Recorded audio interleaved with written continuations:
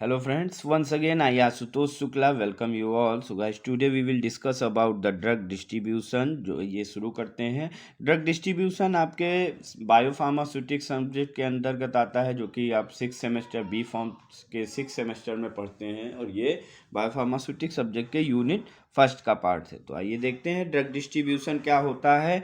Drug distribution को पढ़ने से पहले, इसे समझने से पहले आइए हम लोग जान लेते हैं कि बायोफार्मास्यूटिक्स जो होता है इसमें कौन कौन से फेजेस इन्वॉल्व होते हैं, कौन कौन से स्टेप्स इन्वॉल्व होते हैं। उन स्टेप्स को पढ़ने के बाद फिर हम ड्रग डिस्ट्रीब्यूशन के बारे में पढ़ेंगे, तो इसको समझने में हमें और आसानी होगी।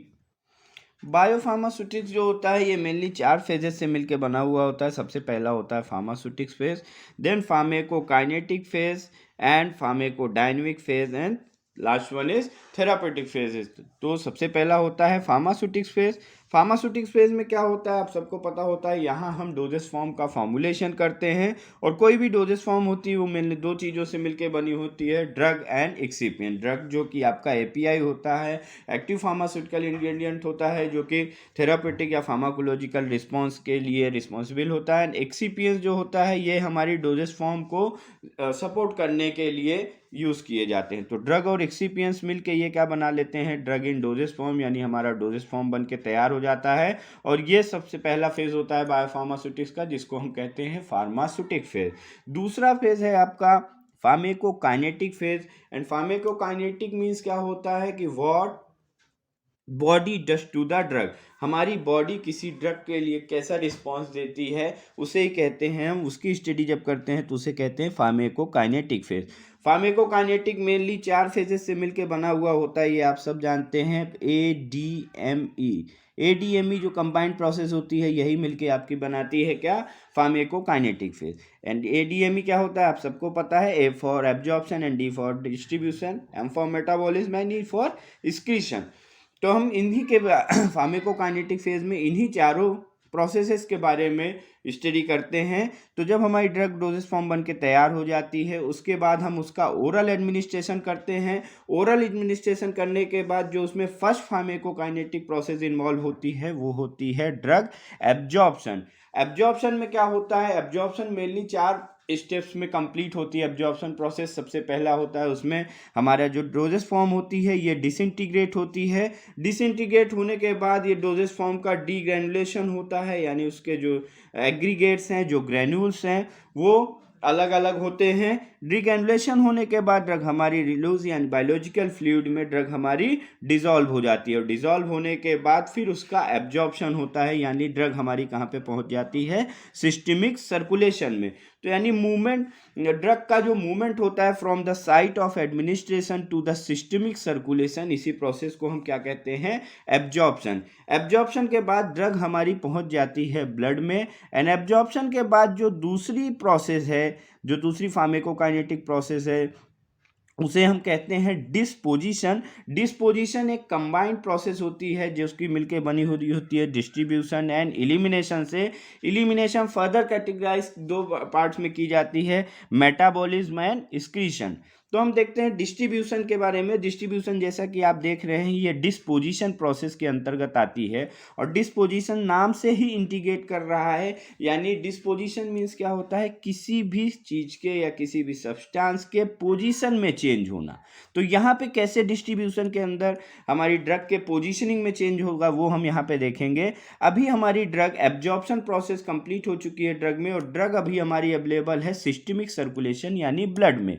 और डिस्ट्रीब्यूशन में आप देख रहे हैं, डिस्ट्रीब्यूशन मीन्स क्या होता है, जनरल हिंदी की बात करें हम डिस्ट्रीब्यूशन की, तो डिस्ट्रीब्यूशन मीन्स होता है किसी भी चीज़ का वितरण करना, यानी किसी भी चीज़ को बांटना। बांटने का मतलब है एक स्थान से दूसरे स्थान तक पहुंचाना, यही है डिस्पोजिशन। तो यहाँ पे ड्रग हमारी क्या होती है, ड्रग सिस्टमिक सर्कुलेशन से होके ड्रग का ब्लड के साथ ड्रग हमारी ट्रांसफ़र होके पहुंच जाती है एक्स्ट्रावेस्कुलर टिश्यूज़ में, जहाँ पे साइट ऑफ एक्शन प्रेजेंट रहते हैं, रिसेप्टर्स प्रेजेंट रहते हैं, जिनसे ड्रग बाइंड होके हमारी एक्शन प्रोड्यूस करती है। उसके बाद जो कुछ ड्रग मटेरियल बचे रहते हैं वो फर्दर प्रोसेस के लिए जाते हैं मेटाबोलाइट होने, और मेटाबोलाइट होके वो इनएक्टिव फॉर्म में कन्वर्ट होके हमारी बॉडी से एक्सक्रीट आउट हो जाते हैं।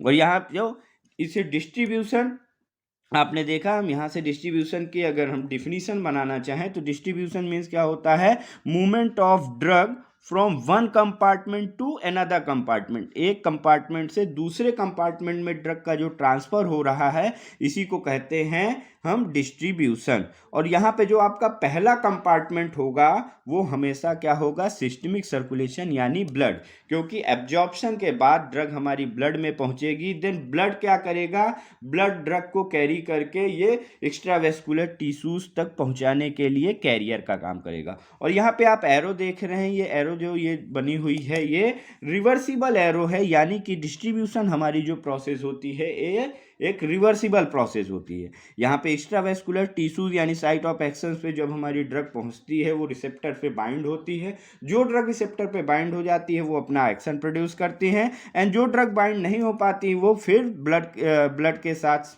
वो मूव करती रहती हैं, देन फर्दर वो फिर आती हैं एक्स्ट्रावेस्कुलर टिश्यूज पे। तो इसलिए ये क्या, एक तरीके की ये रिवर्सिबल प्रोसेस होती है। देन जो आपका दो फेजेस आपने देख लिए बायोफार्मास्यूटिक्स, पहला फेज है pharmaceutic phase, then pharmacokinetic phase, then third phase is pharmacodynamic phase. Pharmacodynamic में क्या होता है, यहाँ पे ड्रग अपना फार्माकोलॉजिकल रिस्पॉन्स प्रोड्यूस करती है, उसके बाद इस जो फार्माकोलॉजिकल रिस्पॉन्स प्रोड्यूस करती है इसे ये आता है आपका फार्मेकोडायनेमिक फेज में। एंड फार्मेकोडायनेमिक मीन्स आपको मालूम है कि what drug does to the body. Then आपका जो लास्ट फेज है बायोफार्मास्यूटिक्स का वो है थेरापेटिक फेज। यहाँ पे ड्रग अपना थेरापेटिक या टॉक्सिक इफेक्ट जो भी उसके साइड इफेक्ट्स होंगे और जो थेरापेटिक इफेक्ट होंगे वो प्रोड्यूस करेगी। तो जनरली गाइस फार्मास्यूटिक्स जो होता है ये हमारे 4 फेजेस से मिलके बना हुआ होता है, pharmaceutics phase, pharmacokinetic phase, pharmacodynamic phase and therapeutic phase. अब आइए हम डिटेल स्टडी करते हैं ड्रग डिस्ट्रीब्यूशन के बारे में। जैसा कि अभी आपने देखा कि डिस्ट्रीब्यूशन में क्या होता है, ड्रग हमारी सिस्टमिक सर्कुलेशन में पहुंचती है, सिस्टमिक सर्कुलेशन यानी ब्लड में एब्जॉर्प्शन प्रोसेस के बाद हमारी ड्रग ब्लड में पहुंचती है, फिर वहां से उसमें नंबर ऑफ प्रोसेस इन्वॉल्व होती हैं जिसे हम कहते हैं डिस्पोजिशन। तो यहाँ पे दिया हुआ है, once a drug enter into blood stream post absorption, यानी एब्जॉर्प्शन के बाद जैसे हमारी ड्रग ब्लड में पहुंचती है, the drug is subjected to a number of process called as disposition process. जो ड्रग में नंबर ऑफ प्रोसेस होती हैं जिसको कहते हैं डिस्पोजिशन, यानी उसकी पोजिशनिंग में चेंज होता है। और डिस्पोजिशन जो प्रोसेस होती है 2 प्रोसेस से मिलकर बनी हुई होती है, पहला है distribution and elimination. Elimination further 2 process में कैटेगराइज होती है, पहला first one is metabolism and second one is excretion. So distribution क्या होता है, हम यहाँ ड्रग डिस्ट्रीब्यूशन की डिफिनीशंस के बारे में देखेंगे। Drug distribution is defined as the reversible transfer of drug between one compartment to another compartment. जैसा कि अभी आपने पहले ही देखा, आपने बताया कि वहाँ पे ड्रग जो एरो बनी हुई थी वो रिवर्सिबल प्रोसेस को इंडिकेट कर रही थी, तो सेम वही यहाँ पे है, डिफिनीशन में दिया हुआ है कि ड्रग डिस्ट्रीब्यूशन जो होता है ये हमारा एक रिवर्सिबल ट्रांसफ़र होता है ड्रग का एक कंपार्टमेंट से दूसरे कंपार्टमेंट। पहला कंपार्टमेंट आपका हमेशा से ब्लड होगा और दूसरा कंपार्टमेंट जो होगा वो होगा क्या, एक्स्ट्रा वेस्कुलर टिश्यूज। और डिस्ट्रीब्यूशन जो प्रोसेस होती है ये हमारी पैसिव प्रोसेस है, जहाँ पे ड्राइविंग फोर्स इस प्रोसेस को कराने के लिए जो फोर्स लगेगा वो ड्राइविंग फोर्स आपको कहाँ से मिलता है, वो ड्राइविंग फोर्स आपका होता है डिस्ट्रीब्यूशन में कंसंट्रेशन ग्रेडियंट, यानी डिफरेंस बिटवीन 2 कंसंट्रेशंस के बीच के डिफरेंस को हम कहते हैं कंसंट्रेशन ग्रेडियंट। कंसंट्रेशन ग्रेडियंट किसका, blood and extra vascular tissues का। ब्लड और ब्लड से हमारी ड्रग मूव करके पहुंचती है एक्स्ट्रा वेस्कुलर टिश्यूज में। तो इन दोनों कंपार्टमेंट्स में जो कंसंट्रेशन डिफरेंस होगा वही इस डिस्ट्रीब्यूशन प्रोसेस के लिए ड्राइविंग फोर्स का काम करेगा। और यहाँ डिस्ट्रीब्यूशन में ड्रग के ट्रांसफर के लिए जो मैकेनिज्म इन्वॉल्व होगा, जो प्रोसेस इन्वॉल्व होगी, वो कौन सी प्रोसेस होगी, पैसिव प्रोसेस। पैसिव प्रोसेस हम जानते हैं क्या करती है कि यहाँ पे ड्रग का मूवमेंट होता है कहाँ से, हायर कंसंट्रेशन से लोअर कंसंट्रेशन की ओर। तो अभी आपकी ड्रग जब ब्लड में प्रेजेंट है तो यहाँ पे हायर कंसंट्रेशन ड्रग का हमारे कहाँ पे है, ब्लड में है, और फिर लोअर है एक्स्ट्रावेस्कुलर टिश्यूज में। तो ड्रग हमारी ब्लड से मूव करके कहाँ पे पहुँचेगी, एक्स्ट्रावेस्कुलर टिश्यूज में। जो डिस्ट्रीब्यूशन ये एक पैसिव प्रोसेस है जिसमें कि ड्राइविंग फोर्स है जो हमारा वो क्या है, वो कंसंट्रेशन ग्रेडियंट। अब हम देखते हैं सिग्निफिकेंस ऑफ डिस्ट्रीब्यूशन के सिग्निफिकेंस क्या हैं? तो pharmacological action of a drug depends upon its concentration at the site of action. किसी भी ड्रग का जो फार्माकोलॉजिकल रिस्पॉन्स होगा वो डिपेंड करेगा कि साइट ऑफ एक्शन पे यानी एक्स्ट्रावेस्कुलर टिश्यूज में हमारी ड्रग की कितनी कंसंट्रेशन है। तो इस distribution plays important role in, और डिस्ट्रीब्यूशन में से ही ड्रग हमारी मूव करके ट्रांसफ़र होके कहाँ पे पहुँचती है? साइट ऑफ एक्शन में। तो डिस्ट्रीब्यूशन का जो मेन सिग्निफिकेंस है वो 3 चीज़ों में है, 3 जगहों पे। पहला है, सबसे पहला onset of action, and then second one is intensity of action, and third one is duration of action. Onset of action means आपको पता है कि ऑनसेट ऑफ एक्शन क्या होता है? Length of time it taken for medicine to start to work. मतलब किसी भी ड्रग को कितना टाइम लगता है अपना एक्शन प्रोड्यूस करने के लिए, यानी हम यहाँ पे medicine to start to work, यानी मेडिसिन का काम क्या होता है कि हमारा जो भी है थेरापेटिक इफेक्ट प्रोड्यूस करना, फार्माकोलॉजिकल रिस्पांस प्रोड्यूस करना। तो वो फार्माकोलॉजिकल रिस्पांस प्रोड्यूस करने में किसी ड्रग को कितना टाइम लगता है, इसी को कहते हैं ऑनसेट ऑफ एक्शन। तो मेन सिग्निफिकेंस ड्रग डिस्ट्रीब्यूशन का है ऑनसेट ऑफ एक्शन में। दूसरा है intensity of action, drug distribution से साइट ऑफ एक्शन पे ड्रग की क्या कंसंट्रेशन होगी ये डिसाइड करेगा कि हमारी ड्रग की एक्शन की इंटेंसिटी क्या होगी, क्या स्ट्रेंथ क्या होगी हमारे ड्रग की एक्शन की। तो जो दूसरा सिग्निफिकेंस है डिस्ट्रीब्यूशन का वो है intensity of action. And third and last significance of drug distribution is duration of action. Duration of action means कि हमारा जो इफेक्ट है, जो फार्माकोलॉजिकल रिस्पांस है, वो कितने टाइम के लिए, कितना लॉन्ग लास्टिंग रिस्पांस होगा। तो ड्रग डिस्ट्रीब्यूशन का मेन सिग्निफिकेंस है onset of action, intensity of action and duration of action. ये तीनों जो एक्शन है ये किसी भी ड्रग के डिस्ट्रीब्यूशन पे डिपेंड करेंगे। ओके, अब हम देखते हैं steps in drug distribution. Drug distribution में कौन कौन से स्टेप्स होते हैं? तो जो सबसे पहला स्टेप है किसी भी ड्रग डिस्ट्रीब्यूशन में, ड्रग के डिस्ट्रीब्यूशन के लिए, वो है permeation of free drug present in blood through capillary wall and entry into ECF।